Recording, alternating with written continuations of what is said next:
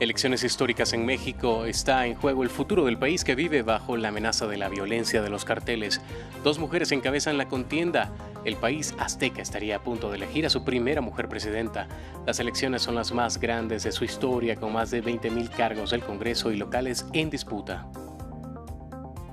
La propuesta de tregua para Gaza presentada por Estados Unidos el viernes puso de cabeza al gobierno israelí. Hay confusión. El ala más radical amenaza con disolver el gobierno si llega a la paz sin terminar con Hamás. Desde el Ministerio de Defensa hablan de una alternativa de gobierno para el enclave. La presión interna y externa recae ahora sobre el primer ministro Netanyahu. Sudáfrica confirmó que ningún partido ganó la mayoría en las elecciones. El presidente Ramaphosa instó a las fuerzas políticas a formar un gobierno de coalición, luego de que el oficialista Congreso Nacional Africano, el partido de Nelson Mandela, obtuviera una victoria pero perdiera su mayoría después de 30 años de dominio. Es una nueva edición de noticias aquí en France 24 en español. Yo soy Jorge Hurtado.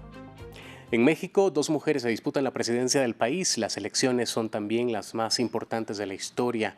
Están en juego unos 20,000 cargos locales y en el Congreso. Vamos a conectar con nuestra enviada especial, Rosa Pérez Masdeu, desde Ciudad de México. Rosa, ¿qué clima se vive y si hay algunos datos de la elección ya acercándose al final de esta jornada?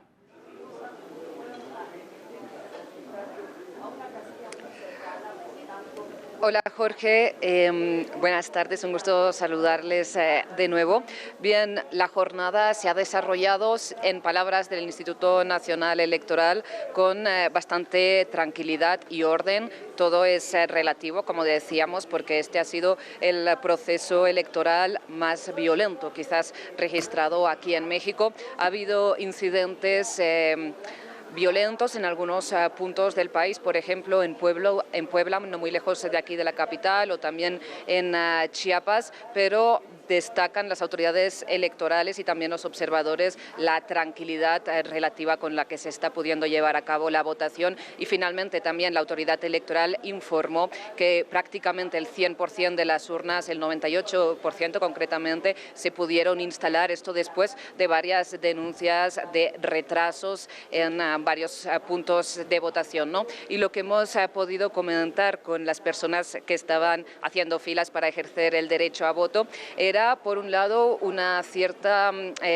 certeza, ¿no?, de quién tiene estas elecciones pues ganadas, según apuntaban los sondeos que se publicaron por última vez antes de este cierre de campaña. Nosotros precisamente nos encontrábamos aquí en la sede de Claudia Sheinbaum, la candidata de Morena del oficialismo. No sé si, Jorge, tienen alguna pregunta sobre cómo se desarrolla el panorama aquí. Justamente eso te iba a preguntar. Por lo que veo, está un poco vacía la sede. No sé si es el espacio en general. Contanos un poco qué sensaciones hay ahí entre los seguidores de Claudia Sheinbaum.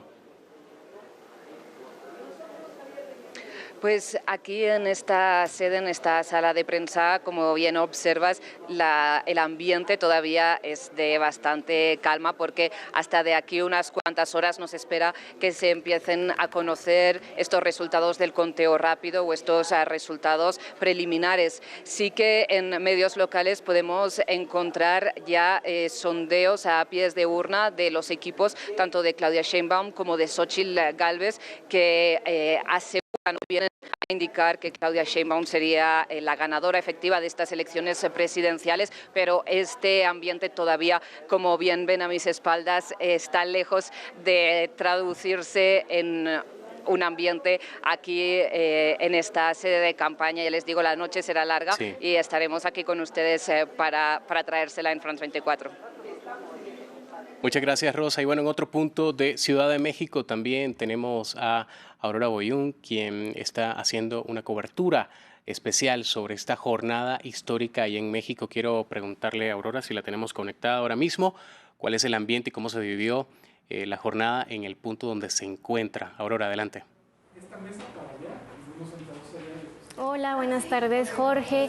Y yo creo que igual que el centro de votación donde está Rosa, aquí todavía está tranquilo, y yo lo explicaría porque los mexicanos prefieren votar en la mañana. De hecho, esta mañana yo hablé con una ciudadana que me decía que prefería votar en la mañana justamente porque hay más gente que acude a las urnas y así se siente más tranquila. Esta mañana también acudieron a votar los 3 candidatos a la presidencia y Xochitl Gálvez y Claudia Sheinbaum coincidieron para alentar a los mexicanos a votar sin miedo, y es que el miedo sí se invitó a esta fiesta electoral. Fue, como ya lo saben, una campaña electoral muy letal, históricamente letal. De hecho, esta noche se reportó el asesinato de un candidato de Acidinco de un municipio de Michoacán. Y se reportan también en medios locales el asesinato de 2 personas en Puebla, en lo que parece ser un tiroteo por robo de material electoral. Aurora, muchísimas gracias por ese reporte. Seguramente más adelante vamos a seguir conversando con nuestras enviadas especiales hasta México para dar cobertura a estas históricas elecciones. Vamos a cambiar de tema. Hay confusión en Israel porque la presión internacional sobre el primer ministro Benjamín Netanyahu aumenta y también las divisiones dentro del gobierno se hacen cada vez más evidentes. Todo tras la propuesta de acuerdo para poner fin a la guerra en Gaza presentada el viernes por el presidente de Estados Unidos, Joe Biden. Ministros de extrema derecha amenazaron con disolver el gobierno si se acepta el cese al fuego sin eliminar a Hamas. Mientras el ministro de Defensa, Yoav Gallant, dijo que Israel está evaluando una alternativa al gobierno de Hamas en Gaza. Veamos. Es una propuesta de paz que pone a Benjamin Netanyahu en una posición incómoda.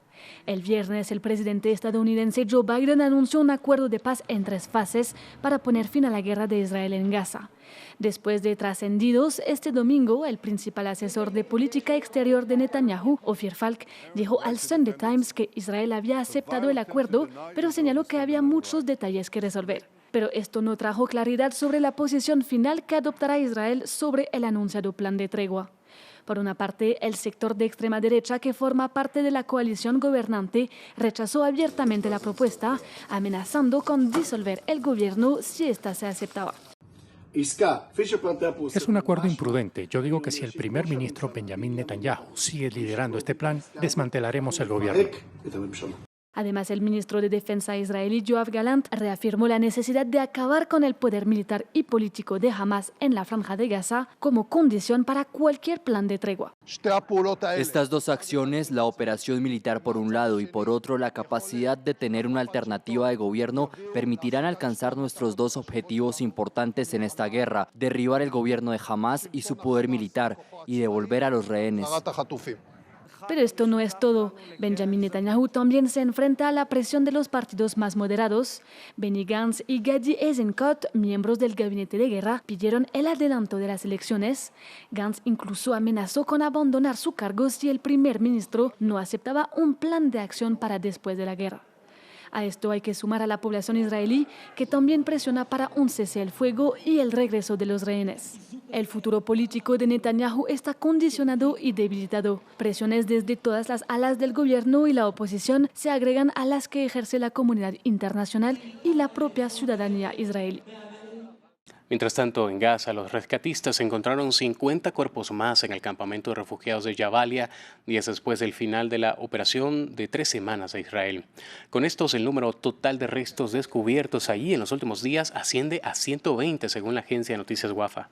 Los residentes de Jabalia están volviendo a su ciudad para encontrarse sus hogares y vecindarios destruidos, así como muchos de sus seres queridos desaparecidos. En Gaza, al menos 60 palestinos murieron en las últimas 24 horas, al tiempo que la cifra total de palestinos fallecidos en el enclave desde el inicio de la guerra superó los 36.400. Y noticias de la otra guerra, la de Ucrania. Un ataque aéreo ruso impactó en una zona residencial de la ciudad de Rakalia, en el distrito de Izium, dejando 3 heridos, incluidos 8 niños. Esto según la Fiscalía Regional de Kharkiv. Las imágenes muestran casas quemadas y destruidas tras este bombardeo. Según la policía de Kharkiv, todas las víctimas eran miembros de 2 familias. La Fiscalía Regional inició una investigación preliminar sobre este ataque.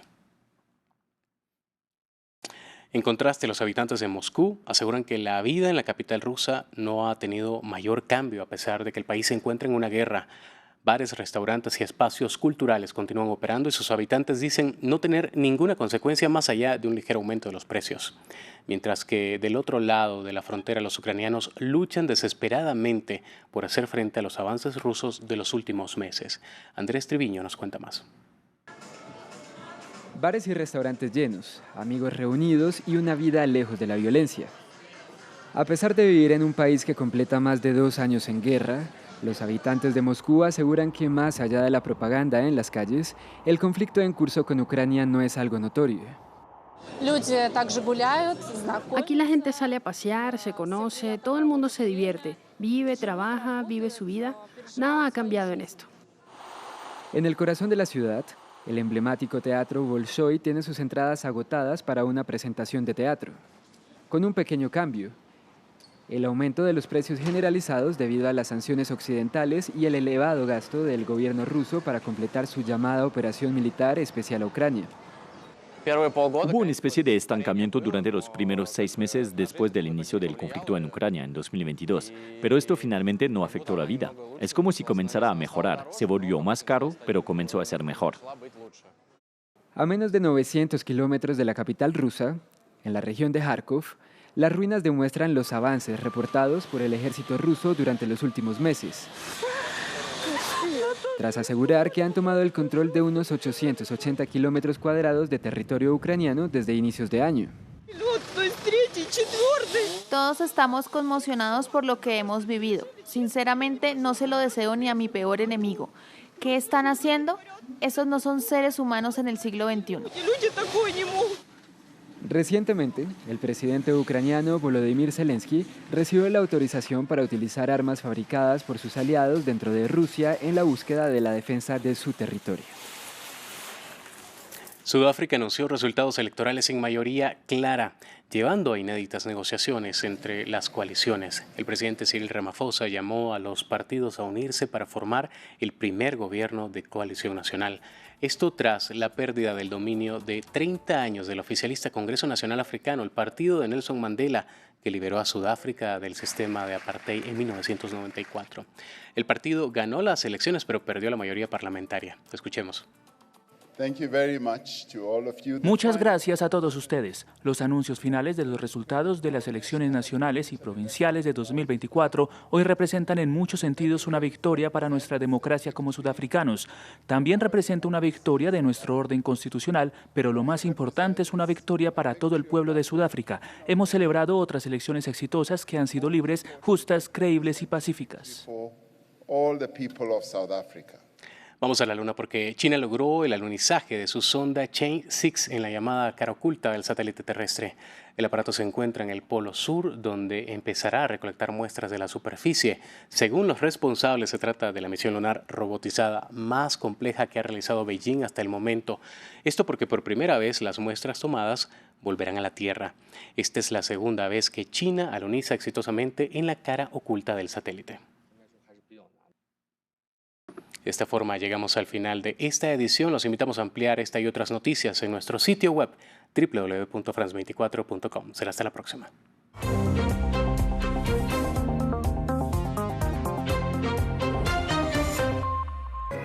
Una semana en el mundo. Cada viernes repase las grandes noticias internacionales de la semana, junto a periodistas expertos que proporcionan contexto y puntos de vista sobre los acontecimientos más relevantes de los últimos 7 días. Una semana en el mundo, en France 24 y France24.com.